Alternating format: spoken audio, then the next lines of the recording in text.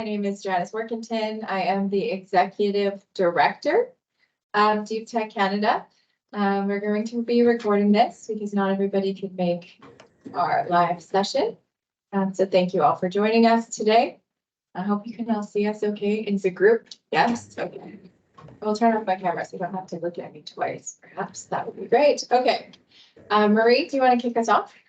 Oui, bonjour tout le monde. Je suis Marie Diorio, la présidente de Deep Tech Canada. I'm Marie Diorio, I'm the president of Deep Tech Canada. Bienvenue, welcome. Of course, you hear about the Japan-Korea mission, and we've been building this trust relationship in Japan and Korea for many years.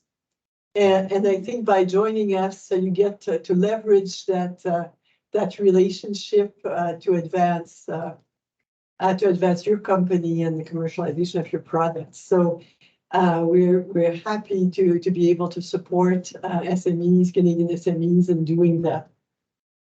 And it's very interesting because, of course, Japan and Korea have all these great multinationals that we all know about, but they're also working on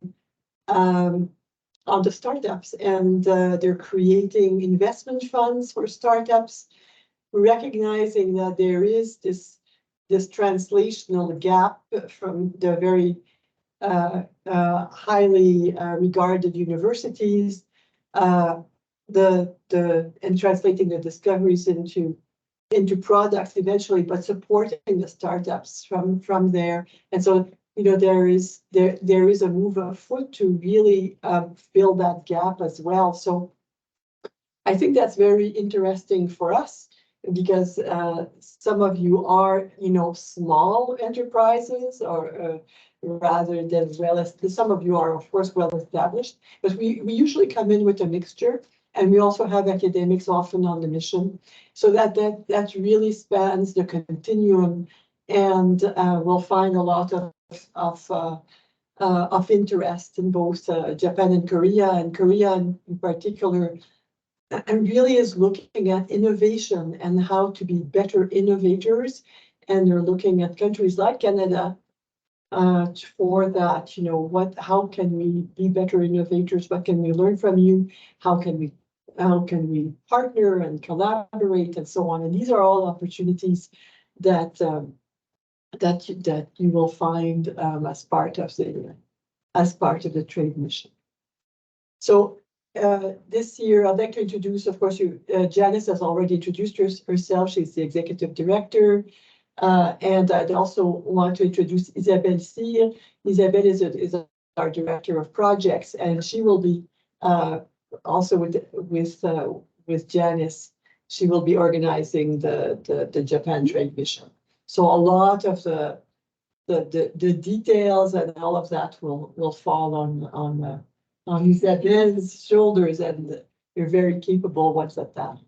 So off you. Okay, perfect. Can you see my screen? No, okay, Jackie? I am sharing. Great. Sorry, it's technical difficulty there.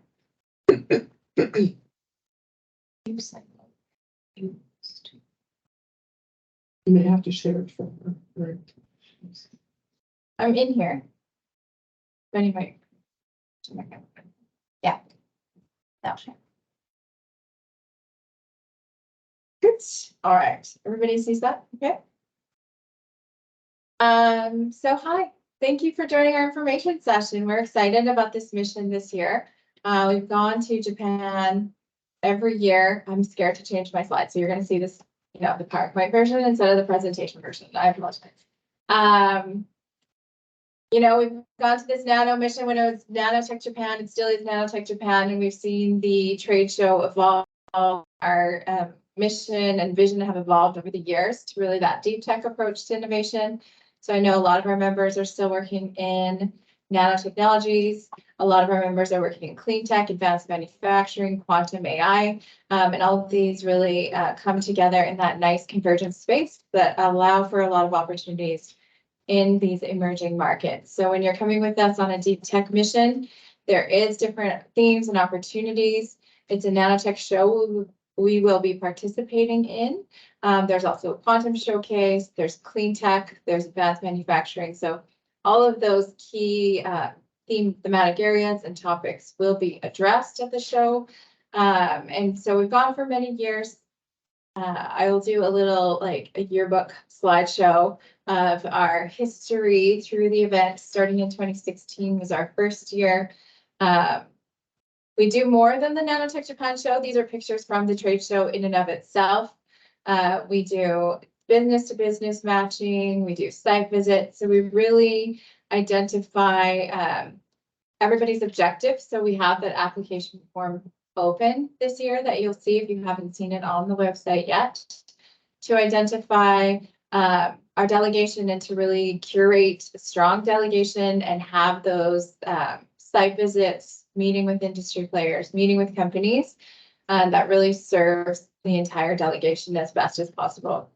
And so these are examples and pictures of how we've done that together over the last Control the presentation. years. Presentation's better. There we go. There we go. Yeah. The benefits of joining. I know many of you have joined before. I see lots of familiar faces on the Teams call. Our market expansion, networking, business development, exposure to new technology and new market opportunities. If you have not been to Japan and Korea before, this is key to identify what the trends are in the space, to look for new challenges and opportunities in different countries that we wouldn't necessarily think of here in Canada. There's access to investment opportunities and brand exposure. And all of these things we know to be true in doing export and trade. Part of the advantage of joining us is we are Team Canada. Canada has a strong international reputation, so you get that off the get-go coming in with us as a delegation. And we can we do a lot of, as Marie mentioned before, a lot of the legwork. We take care of a lot of the all the logistics as much as it's humanly possible to make it easy for you to participate, to join, and to be successful.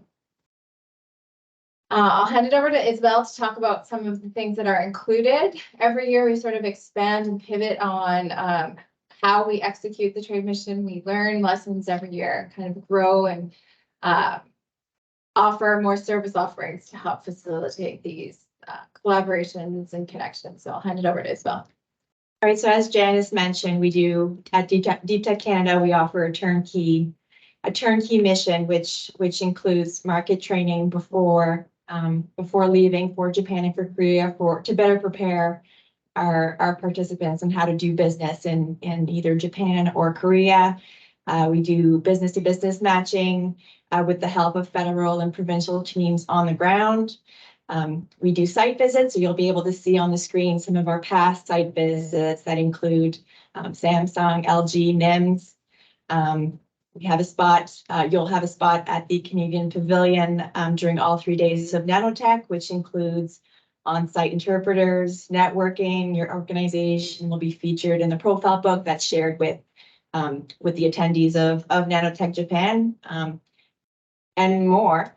And we'd be happy to, once this session is over, to share more information. And if you're interested in finding more about the trade mission, then we do have information on our website as well. Thanks. There will be opportunity for questions after. So, why Japan? I won't read this. I'm happy to show these slides after. But as we know, Japan's the substantial GDP, lots of economic opportunity, lots of stability. They spend money there, which is good. The per capita income is large. They also have an aging population that leads to innovative ideas and technology development that maybe we don't consider here in Canada, as well as their strong technology adopters. And so this is not a fulsome list. So please, if you're thinking about coming to Japan, why you want to come to Japan, consider what your objectives are in the market, and have a strong case for coming to Japan. And so these are a few high level reasons, as well as Korea, some similar opportunities in the space. And I'll let Greg speak a little bit more about that in a minute. You're up next, Greg, just a warning. So there's a lot of opportunity in Korea, a lot of success that we've had in our many missions to Korea and Japan. So part of the advantage that Marie mentioned too is we've shown up every year, multiple times a year, often every year since 2016. And so we have those strong connections and those partnerships, which enable the acceleration of those conversations. We are a trusted partner with many of our organizations in Japan and Korea. So we help facilitate access to some of these opportunities. I think I'll hand it over to you, Greg. I have a little slideshow, everything for us, so you can talk about the opportunities and your experience with us.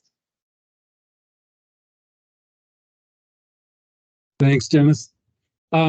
Maybe just I'll kick it off with a very quick introduction. So yeah, my name is Greg Baker. I'm on the board of directors of Deep Tech Canada. I'm very happy to join the organization, and I kind of feel like not just on the board, but also a friend of Deep Tech Canada back when it was just Nano Canada. And boy, did I look a lot younger there in 2016, I guess.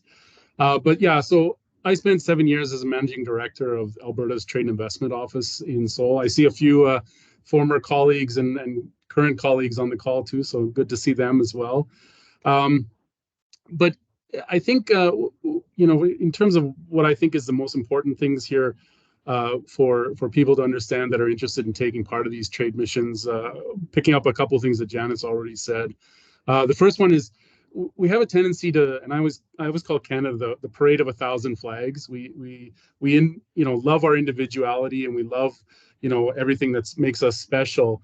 But often when you're working in international markets, and especially in places like Korea and Japan, rallying behind one flag, and that being the Canadian flag, is actually it's very, very important, right? It gives you a credibility instantly in the market that you would have a hard time reaching just on your own personally, sort of your own business brand awareness. And certainly Nano Canada and now Deep Tech Canada has spent a lot of time building, the blanket brand underneath the Canadian brand in the markets. And so, in my time in Korea, we spent a lot of time building those relationships with many of the sort of the trusted partners. There's a lot of, I would say, like not just the companies, but also some of the associations and sort of the think tanks and other sort of government or pseudo government entities that are involved in expanding out this space. I think in both Korea and Japan, when you look at it from a structural point of view, a lot of the companies certainly are massive. And that's one thing that I sort of caution you against, is that most people already think like, oh, well, we want to go see the name brands, right? I saw a few name brands on there: LG, Samsung, Fuji. These are companies that but it is always tricky to really strike up a partnership with those companies. They have such a massive weight. I used to tell people that sort of their sort of onboarding of new technology is kind of like going to Mount Olympus and like holding up the tray over your head and hoping you get picked. And then sometimes when you do get picked, you kind of wonder why you went through this in the first place, because it can be a very difficult partnership in a lot of ways, because you're not sort of punching at the same weight level. But given the sort of the way that these countries have expanded their economies, they are a little bit top heavy, and so they are putting money into startups and expanding that base. And you can find some really good dynamic partners in that space that you may not have heard of before. And you'll be surprised at really how innovative they can be and how interesting the partnerships can be. A couple of topics of advice, or a couple of points of advice. I mean, when you're planning on a mission, it's always good to go in with an objective. Try and figure it out from your perspective, like what you need out of the market. But then don't be afraid to listen and pivot, because there's nothing like being on the ground. I used to tell people all the time, you can read about it, you can see it on a video, you can hear about it, but until you're there and smell it, you know, you won't really know what it is that you're getting into. And there's nothing better than, you know, having a really engaging conversation with a potential partner or client, however you want to look at it, to really sort of change your mindset in terms of like where you might have been going, find some interesting connections or these sort of horizontal connections on things that they're doing that you hadn't thought of but you could do, and how do you sort of bridge some of those gaps. I think those things are very important.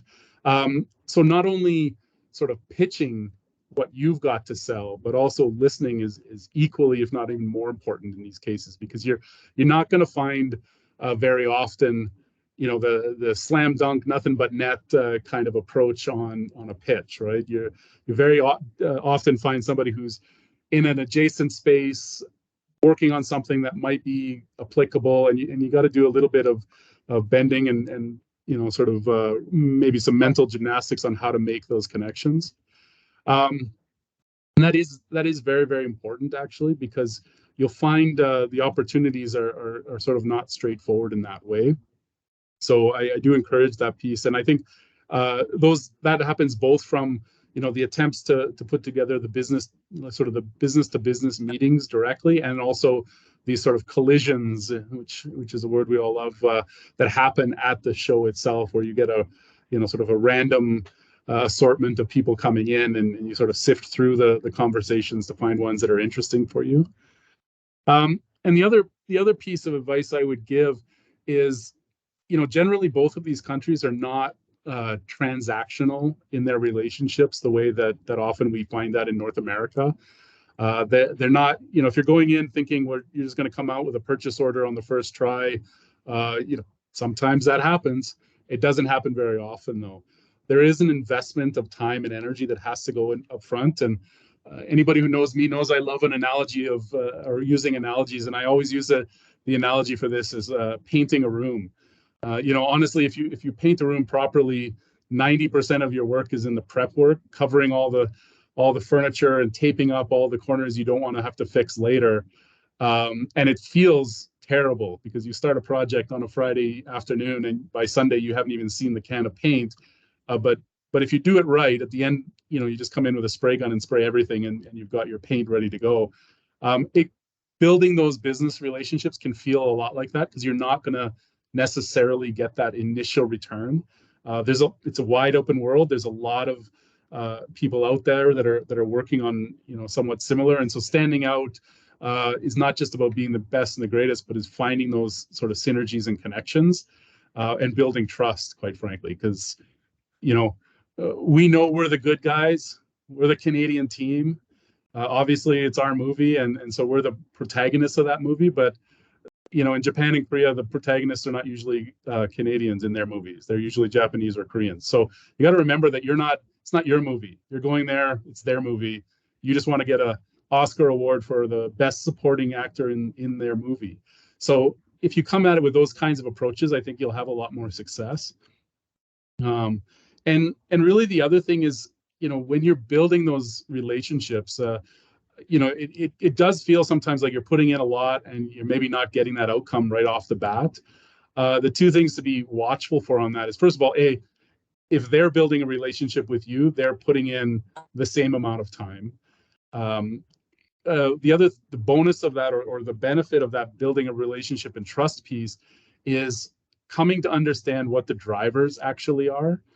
These are different countries. They are different cultures. They have different outcomes that they are trying to achieve. It doesn't always come down to just the bottom line and how much money they can make. There's often, you know, indirect bonus and benefit that they're after. They want to have a partnership for you, but you may not actually understand the reason that they want that partnership. So being able to spend some time to figure that out will you know, be a great benefit to you in the long run.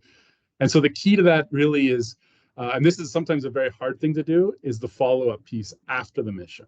So you go into the mission with an agenda or an objective, but don't just, you know, sell.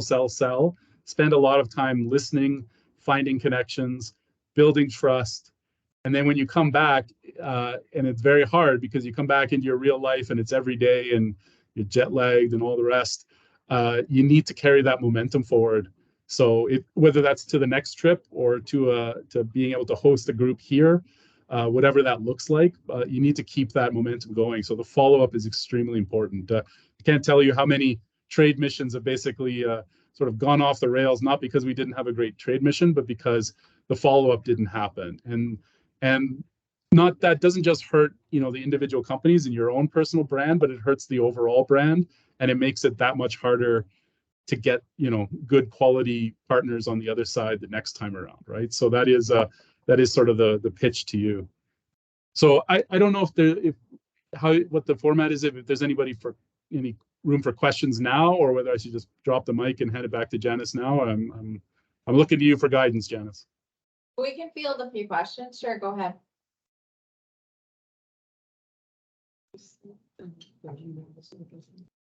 Anybody have questions? Please do join.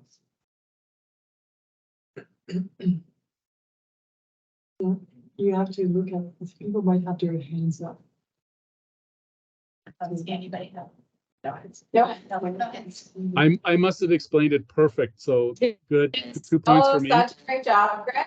No That's questions. okay. Yes. I am available for follow-up questions later if anybody wants to you know, not do it in front of a live studio audience. I understand. Yeah. And we do have room for questions at the end. So if somebody thinks of something, we can Perfect. ask any of our esteemed guests questions.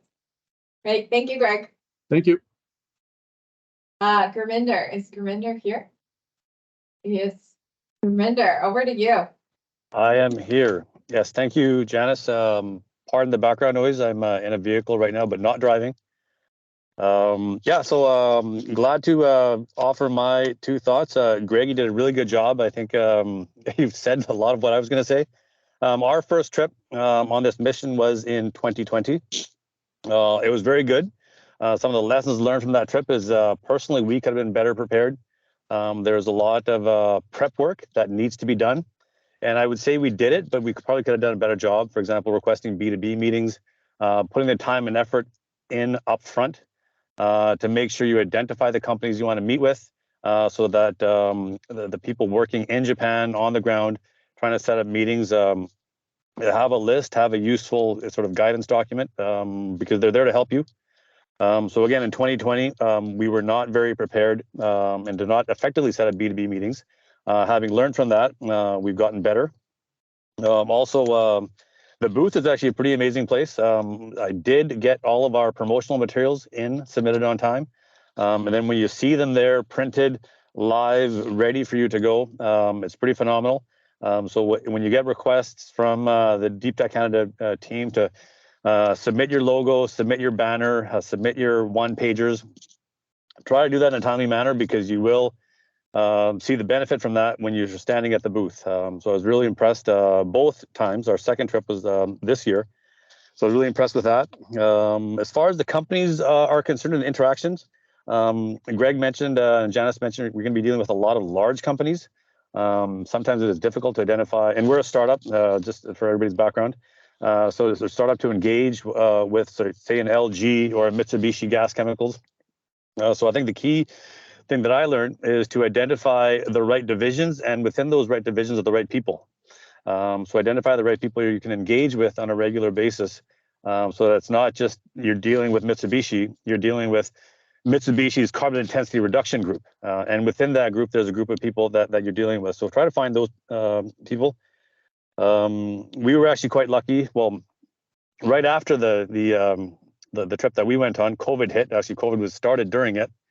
So sometimes the follow-ups are a little bit challenging, but we were able, again, to take some of the key contacts that we made during the first mission and send our material out to them for evaluation. So we did continue on. We were invited to be part of a organization called the Innovation Leaders Summit. It was supposed to be in person. Later in 2020, it went online. We participated in that as a result of the first mission. That again led to some good contacts and also reinitiating dialogue with the companies we met with in 2020. So we've been able to maintain contact, provide samples, have some initial sales, both in Japan and in Korea along the way. And then this time around, when we went in January, aside from the meetings that were organized on our behalf and the activity we had at the booth, we were able to send out invitations. Again, the nice thing about the Nanotech Japan show is that it is free to attend for participants or visitors. So make sure that if you have contacts in Japan already, remind them that you're going to be at the show. Try to set up a time for them to come down. So we actually had separate meetings set up just with people we were previously engaged with to further engage our business discussions, our technical development discussions, meet some of their new colleagues. There was actually one company that brought in 2 of their new colleagues. There's going to be a transition taking place from our lead contact to these 2 new people, and we were able to meet with them in person. I'm actually going to Japan on Monday as part of the Team Canada trade mission. So aside from that trade mission, I've already lined up separate meetings, companies that we've been dealing with through the Deep Tech Canada missions along the way. So we're looking to further expand those relationships. And again, Greg mentioned it as well, but follow-ups are key. Not that we have a laid-back attitude in Canada, but I find that there's typically immediate follow-up from your Japanese counterpart. And depending on which time zone you're on, you're not going to get it first thing in your morning. You're probably going to get it in the middle of your evening. So do take time to respond in a timely manner. I found, again, this is lessons learned. Their follow-ups are very, very detailed. Again, we're dealing on our side, and we're dealing with very, very technically sophisticated people. So I would get follow-ups where 3 paragraphs long, and it would take me basically a week just to do the research to answer the questions properly. So rather than just leave it for a week and let it sit, just acknowledge the fact that you received the email, that the questions are very good. It's going to take some time for you to answer them properly. Please allow me a week. Please allow me 10 days. So if you ask for 10 days, try to get back within that 10-day time frame. It does go a long way. If you don't, and if you miss the deadline here and there, you're not going to burn any bridges. It's not that cut and dry, but it's always respectful, both in Japan and in Korea, to respond in a timely manner and provide some guidance on when you're going to answer some of these technical questions. So these are all sort of, not mistakes, but lessons that I've learned along the way. So hopefully that helps. I'll take any questions if there is any, and I'm looking forward. Well, I'm going to Japan again on Monday, but to join the mission again in January. Thank you, Gurminder. Greg has a question or wants to Actually, jump in. it's not a question, but I'm really glad to hear Gurminder mention some of that, especially on the feedback piece, because that is key. But I looked down at my notes and I remember the other thing I was supposed to say about this, and he kind of tripped my memory is, there is a language gap. Honestly, when you're dealing with the companies in both Japan and Korea, they often hide it very well, I would say, because they're spoken English. It can vary, honestly, but you'll often generally be conversing in English, and that'll give you a much higher level of comfort than your counterparts are experiencing. And they often say things like yes, or they nod, and they may not completely gather what you're, sort of the impacts of what you're saying or the details. So part of that follow-up is also to provide them, I would say a written response. It doesn't always have to be an email, but it could be like basically something on paper that they can read so that they will have a chance to take that away and study it, right? So just think about if you were going to be delivering this in Korean or Japanese, you would probably want to have some time to spend with Google Translate to make sure you understood all of the intricate details and not just base it off the conversation you had, even though your partners thought it went really super well and everything was great. So yeah, that follow-up really is important. I'll just add one more thing. Greg, very good comment. So if possible, I know everybody's company situation is going to be different. Us, for example, we have 4 key application areas for a product and 1 sort of general description of the company.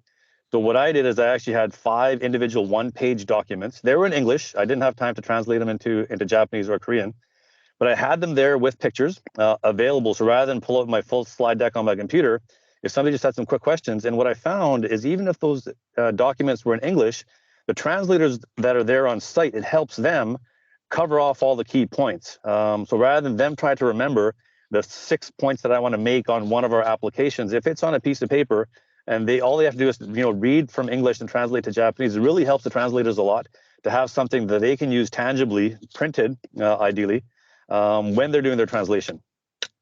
So try to have printed promotional materials as well. Yeah, that's perfect to add to that, Gurinder, because we do have translators on hand who don't have the technical necessarily expertise. So that is very helpful to have that prepared and ready to go. Any other questions for Gurinder? Thank you so much, Gurinder. Thanks, everyone. Next we have Ford.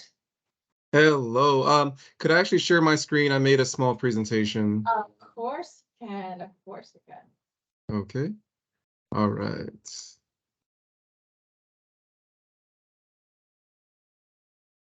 Okay, can you see that?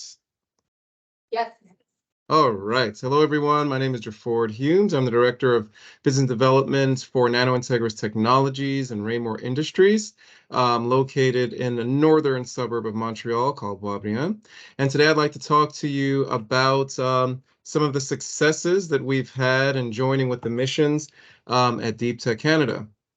We are a nanomaterial supply company, supplying mainly single-wall nanotubes, graphene, and other types of nanomaterials for various types of applications, such as field effect thin film transistors, and high-performance lithium-ion batteries and biochemical detection. But I'm not here to deal with that. I want you guys to know about my experiences. So I started actually from the inaugural time years and years ago, 2015, when Deep Tech Canada was Nano Canada. Even gave a little bit of a talk introducing my company to the group. But when things really got interesting was similar to Greg, I was able to join the Nanotech to join at Nanotech Japan conference in January 2016. And it was such an amazing experience for me, not only because it was the first time being in Japan, but it gave me so much unexpected exposure. I was able to connect with numerous Asian institutions of interest, and it was there that we actually began to grow our distributor network. And then we had this cool surprise is when I came back, I actually saw a little bit of a bump within our Asian sales, which I'll talk a bit more about later. Fast forward to 2017. We never, at this point, did the add-on mission to Korea after Nanotech Japan. We would only attend Nanotech Japan, but once again, as was stated earlier, we really took our time to try to build the relationships that we formed previously. So we continued to increase our Asian distributor network, and we even at this point partnered with a Korean company to provide a new nanomaterial to the market. They were actually looking for a partner, and we were able to provide it to our customer base, which then allowed for an international exposure of their material. So with that said, even though this was just a Japanese mission, we found that our distribution network was growing with the Japanese market, Korean market, Chinese market, and Canadian market because of people that were participating in Nano Canada at the time. So this is just an example of really our distribution network growth as an effect of being a part of the Nano Canada missions. Fast forward, 2018 is the first time that I attended the Nano Korea mission.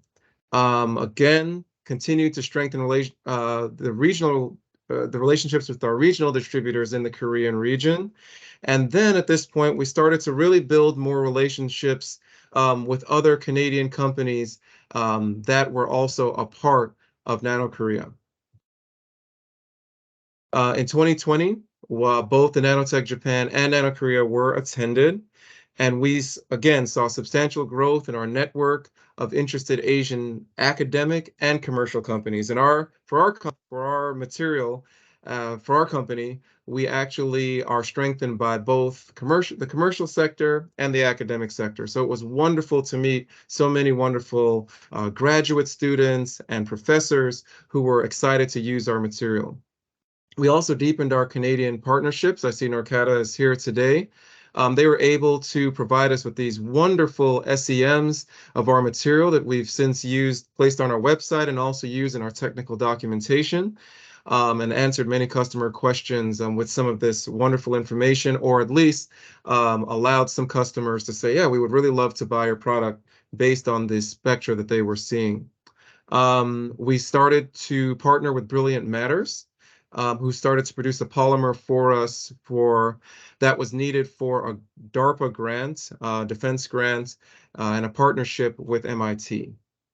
But as everyone knows, at that same time, COVID hit, the missions were canceled.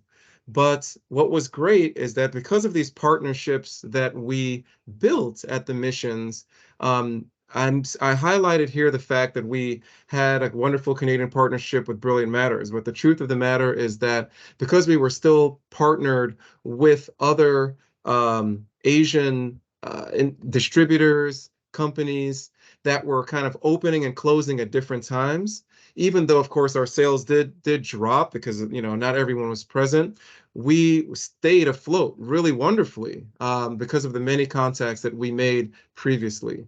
So our sales never just stopped completely. We always had our partners still purchasing from us, even during this time of COVID. And on top of that, the highlight of the time was that Brilliant Matters ended up serving as our polymer fabricator, taking over from the license from the National Research Council of Canada. We were able to finish a wonderful DARPA grant and then apply for and gain a new grant together through NGen. So we scaled up our production, our purification process, and I'm happy to say that that ended very successfully. The last mission that we attended was the Nanotech Japan mission in 2022 with the add-on mission to Korea thereafter. It was by far probably our most successful mission, making the most commercial contacts we've ever had. We had a full day of B2B meetings. I'm talking 8 in the morning to like 6 at night. But during that time, we gained a lot of wonderful commercial contacts, including the company Nepes here. And we have just recently submitted a CIIP proposal to work together. And it looks very promising for us to basically partner in order to use single wall carbon nanotubes to benefit lithium-ion batteries for electrical vehicles. At the same time, we were selected for the Global Mentorship Program. And for those of you who don't know about that, that's a program that basically takes a Canadian company such as ours and pairs you with a mentor in the region who is able to help you break into the market and give you keys to marketing and commercial success in the region. So overall, the Deep Tech Canada Deep Tech mission benefits are basically sixfold here. I had exposure to Japanese and Korean customers, both in the academic and commercial sector, to grow our network. We had direct access to Asian distributors. We were able to connect with Canadian nanotech companies for further collaboration. We had wonderful and inspiring on-site visits to prominent Japanese and Korean companies such as Samsung, LG, and NIMS. We had direct connection to Asian companies that were interested in our technology via the business-to-business meetings that were set up by the embassy. And then we really, truly did see an immediate and then annual boost in sales upon returning from our missions. So thank you guys for listening. I went a little over time, but hopefully it wasn't too bad. That was perfect. You're the poster child of success stories. I think that's part of what Marie pointed out earlier as well is, you get to connect with international partners and we paved the way for that. You connect with your colleagues in the booth, right? Brilliant Matters was there, Norcata was there. You have those connections and that time to have those discussions. And then you come back and apply for projects and get funding for things. So we do work with NGen and we want to see, those success stories. So thank you very much, Ford. You're welcome. Is there any questions?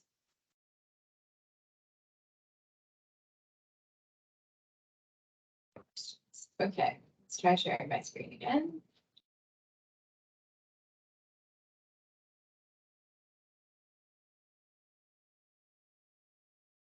Okay, great pictures too, Ford. We'll have to swap after.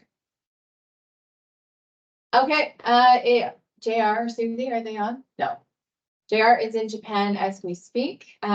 He's been very successful in the market as well. Susie is traveling. So maybe I'll let Marie tell some other success stories and outcomes from some of our members. Yes, I think Jeff Ford mentioned Brilliant Matters and the collaboration between their two companies. And I still remember the first time Brilliant Matters came with us on one of these missions. And, they actually got some mentoring from other Canadian participants on their pitch because they weren't getting traction. And that helped tremendously. And Brilliant Matters in the last couple of years have gotten an investment by GSI Krios of Japan. And the CEO of the company came to Canada, came to the headquarters of the company near Quebec City. And so that's really a feather in their cap. They've invested in their technology and they're doing some co-developments. And so it's allowing the company to grow. So they're doing scale up, and that brought in some investments from the government, but also from venture capitalists in Quebec.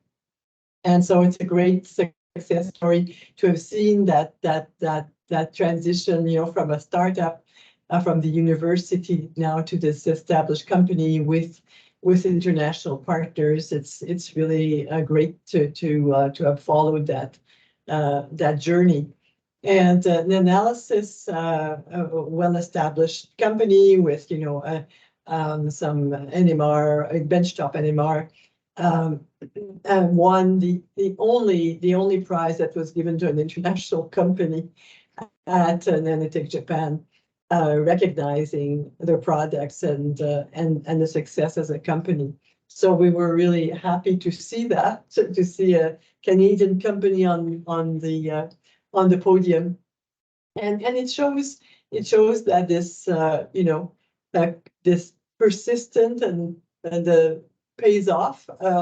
We have to go often, and as all Jeff Ford and Gurminder have pointed out, it's not just a one-time thing. It's follow-up. It's an investment of time, but it pays off in the end. So we're very proud to have been part of that story, and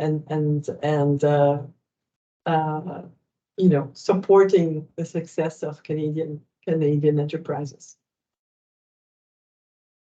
Yes, and I think I'd like to add that so we go as Team Canada, so we really cheer on each other's successes. It's fun to be together and part of this story. And as DeFord pointed out, I think I might have a slide that talks about some of the other opportunities. Like if there's media there, we highlight, spotlight our members. If there's awards, we make sure our members, our participants are applying for them. If there's an opportunity to a networking reception or ceremonies or any sort of special activity that we can feature and promote the delegation that's coming with us, we take every advantage of that. So there's networking reception. Sometimes there's video clips that we can play or media that we can speak to or news releases we can put out.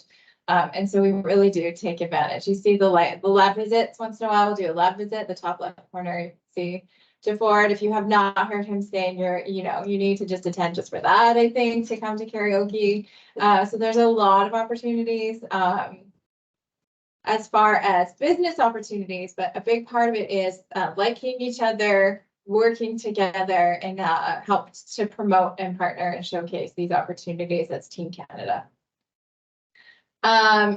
This year we're accepting applications, so we expect there's an overwhelming interest to participate this year. So part of that advice that Gurminder and Greg offered, I want you to take in mind as you consider applying, and as you do apply.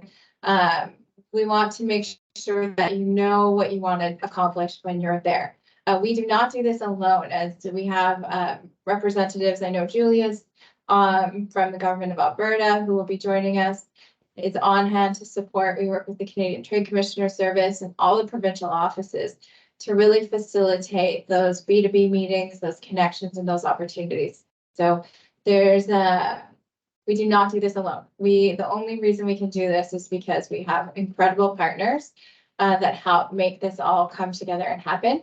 And so to be good partners on our end, we have to make sure that we do our homework and gather that information of what your objectives and what you want to accomplish in the market. Who are your potential partners?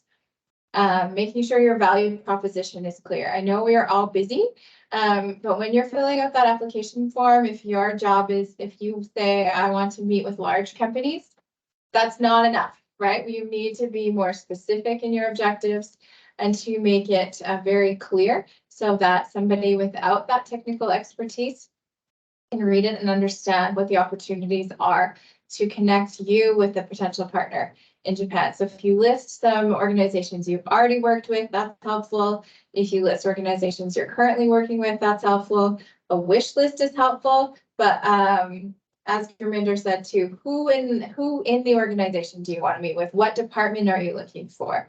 So the more specific and clear you can be in your objectives, the more likely your application will be accepted. And the more likely that we can find those great meetings, right? If you want your B2B schedule full, we need to know exactly what you're looking for and what you would like to accomplish. And part of that is saying, you know, our technology can do this. So if your technology can solve 10 of today's biggest style challenges, maybe don't list them all. That's a little too much. So being specific and clear of what you want to achieve in the market, and that helps us help you. We have some success stories. I think we've heard them already from Gurminder, from Jaford, from an analysis, but it really does make a difference. It really does have impact, and we are seeing some excellent results, which is why I think we have a lot of interest this year. NGen is coming with us, Jaford, so you know the NGen team will be coming. We have, you know, provincial organizations joining us and some key leaders in government joining us as well. So word has spread that this is a good mission to be on and participate in. So this will be probably one of our largest in a while. So we really want to make sure that you're all aware, spread the word if you haven't, if you have a colleague that hasn't come with us before. We've covered a lot of things. And we've heard from different people, but is there any questions? I don't know, Julia, if you want to jump in, or Norcada, I think Eric's on the line as well. We have a few minutes if anybody wants to jump in and either ask a question or make a statement, comment. Oh, hello, can you hear me? Yes, hi Eric. Perfect. Sorry, my camera's not working. I just broke this morning, but I don't specifically have a question. I just wanted to say thanks again for organizing this. It's always a great time. We always get a lot of extra business and extra relationships out of our travels to Japan.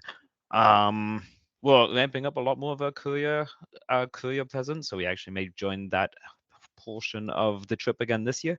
But looking forward to seeing you all there in Japan again this year. So thanks. Eric. Any other questions, comments? Julia, I see you popping on. Great.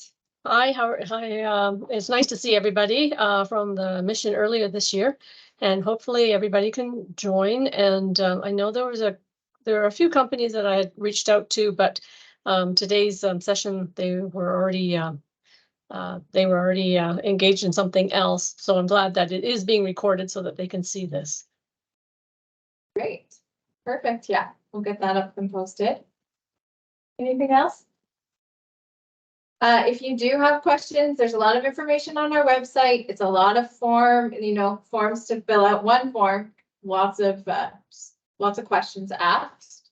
But you can email us, Isabel.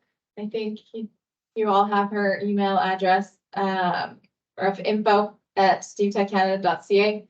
And happy to answer those questions. It's going to be a great trip. There is funding available through some different provincial and federal funding programs. Those are posted on our website, and it's probably not a full list. So if you know of any that we see missing, please let us know. Anything else? Okay, great. Well, thank you everyone for your time. Thank you for my volunteers that I pulled into this, Gurminder, Greg, Jaford. Thank you so much. I think we talk about how amazing these are, but it's nice to hear from people that have have been there and done that and been successful. So thank you. I appreciate all of you for joining us today. Have a great rest of your day. Afternoon. Thanks, everyone. Thank you. Bye-bye. Thank you.